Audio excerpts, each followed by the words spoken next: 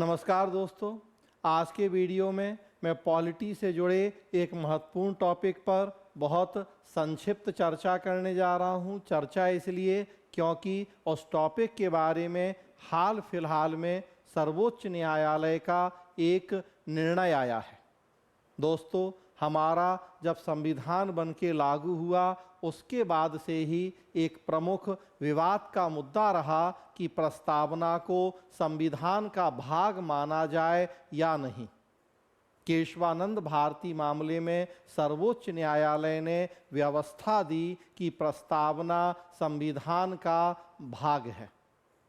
एक नया विवाद पैदा हुआ उसके साथ ही कि यदि प्रस्तावना संविधान का भाग है तो क्या संसद को संविधान के अनुच्छेद 368 के तहत प्रस्तावना में भी संशोधन की शक्ति प्राप्त है या नहीं। चूँकि केशवानंद भारती मामले के पहले तक न्यायालय ने प्रस्तावना को संविधान का भाग नहीं माना था, इसलिए संसद को उसमें संशोधन की शक्ति भी प्राप्त नहीं थी।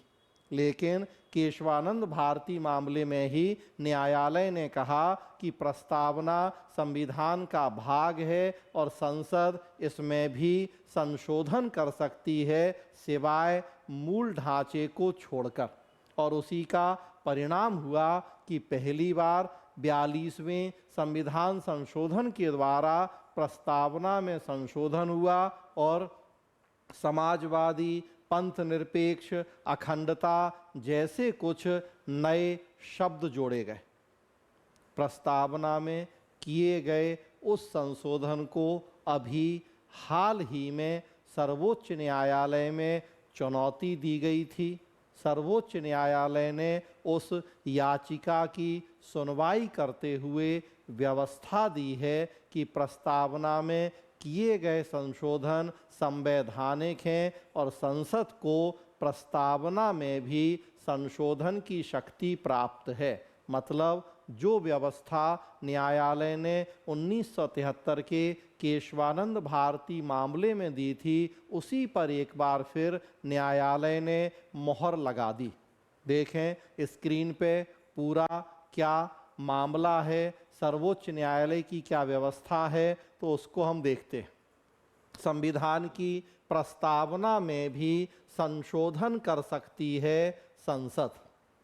शीर्ष अदालत ने समाजवाद और पंथ निरपेक्ष शब्द हटाने की मांग खारिज की। दोनों शब्दों को जोड़े जाने के 44 वर्ष बाद चुनौती दिए जाने पर भी उठाया सवाल। क्या है पूरा मामला? सुप्रीम कोर्ट ने संविधान की प्रस्तावना में जोड़े गए समाजवाद और पंथ निरपेक्ष शब्दों को हटाने की मांग वाली याचिकाएं खारिज कर दी।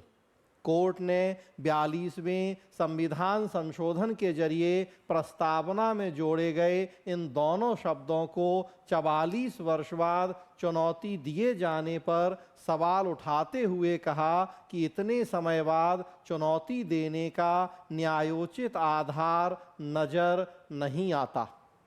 याचिका पर विस्तार से विचार करने की जरूरत नहीं लगती। अदालत ने ऐतिहासिक फैसले में कहा, संविधान जीवंत दस्तावेज है। संसद को संविधान संशोधन की निर्विवाद शक्ति प्राप्त है और यह शक्ति प्रस्तावना में संशोधन तक विस्तारित है। तो ऐतिहासिक फैसला है ये। केशवानंद भारती मामले में न्यायालय ने जो व्यवस्था दी थी उसी पर दोबारा एक बार मोहर लगाई है सर्वोच्च न्यायालय ने।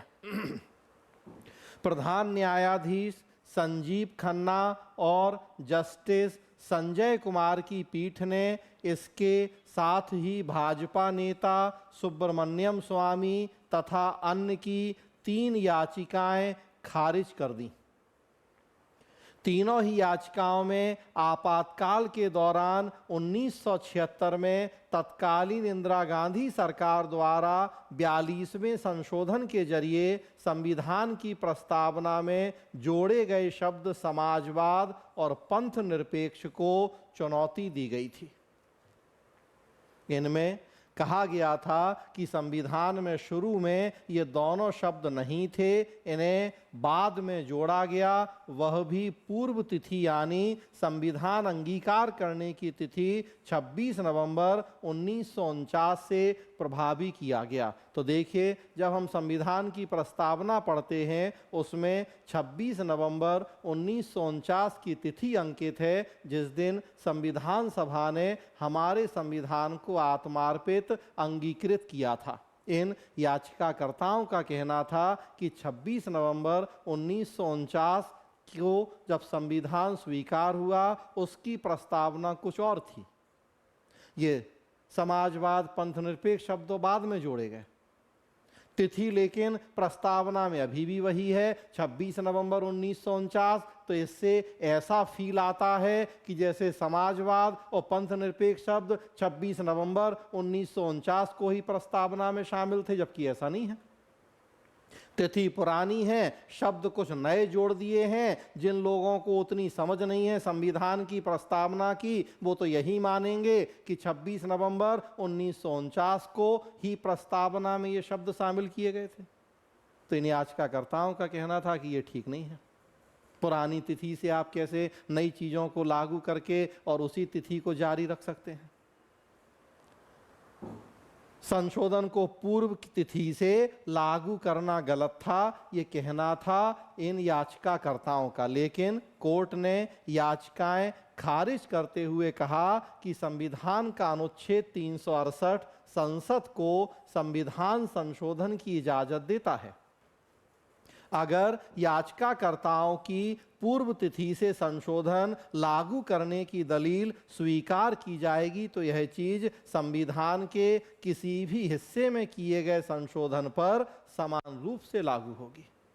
और भी संशोधन होते हैं, फिर तो सबके लिए आप ये कह सकते हैं कि मूल संविधान में तो ये नहीं था, बाद में आपने किया, तिथि पुरानी पड़ी हुई है, तो फिर कैसे चलेगा। कोर्ट ने कहा यह सही है कि संविधान सभा प्रस्तावना में समाजवाद और पंथ निरपेक्ष शब्द जोड़ने को राजी नहीं थी, पर संसद को इसमें संशोधन की शक्ति दी गई है। समय के साथ भारत ने पंथ निरपेक्षता की अपनी व्याख्या विकसित कर ली है। यह सिद्धांत संविधान के अनुच्छेद 14, 15 और 16 से आता है, जो धर्म के आधार पर भेदभाव की मनाही करता है। साथ ही कानून के समक्ष समानता और रोजगार के अवसरों में समानता की गारंटी देता है। प्रस्तावना का मूल तत्व समानता, बंधुत्व व गरिमा है। कोर्ट ने संविधान में धार्मिक और भाषाई अल्पसंख्यकों को प्राप्त विभिन्न अधिकारों का जिक्र करते हुए कहा कि इसके बावजूद अनुच्छेद 44 में नीति निर्देशक तत्वों में सरकार को नागरिकों के लिए यूनिफॉर्म सिविल कोड, समान नागरिक संहिता लागू करने के प्रयास करने की इजाजत दी गई है। तो भावना तो पहले से मौजूद थी ही हमारे संविधान में, समाजवाद की भावना भी मौजूद थी, सामाजिक आर्थिक न्याय के रूप में, और पंथ निरपेक्षता की भावना भी मौजूद थी। अनुच्छेद 14, 15, 16 देखें, अनुच्छेद 25 से 28 देखें, तो भाव पहले से मौजूद थे। ये शब्द नहीं लिखे थे, बाद में इन शब्दों को जोड़ा गया। कोर्ट का कहना है कि इसमें कुछ भी गलत नहीं है, संसद को ये शक्ति है। केशवानंद भारती सहित कई पूर्व फैसलों में कहा जा चुका है कि पंथ निरपेक्षता संविधान का मूल तत्व है। यह सिद्धांत समानता के अधिकार के एक पहलू को प्रदर्शित करता है। भारतीय परिप्रेक्ष्य में समाजवाद का अर्थ सरकार की आर्थिक नीतियों तक सीमित नहीं किया जाना चाहिए। कोर्ट ने कहा कि इसे स्वीकार किया जा चुका है। तो देखिए क्या कह रहा है कोर्ट। पंथ निरपेक्षता की धारणा समानता को प्रदर्शित करती है, जो संविधान का मूल स्वरूप है। इसी तरह समाजवाद शब्द को सिर्फ आर्थिक नीतियों से जोड़कर नहीं देखा जाना चाहिए। समाजवाद कल्याणकारी राज्य की प्रतिबद्धता का द्योतक है, जो राज्य द्वारा अवसर की समानता सुनिश्चित करने की प्रतिबद्धता को प्रदर्शित करता है। तो भावना पहले से मौजूद है।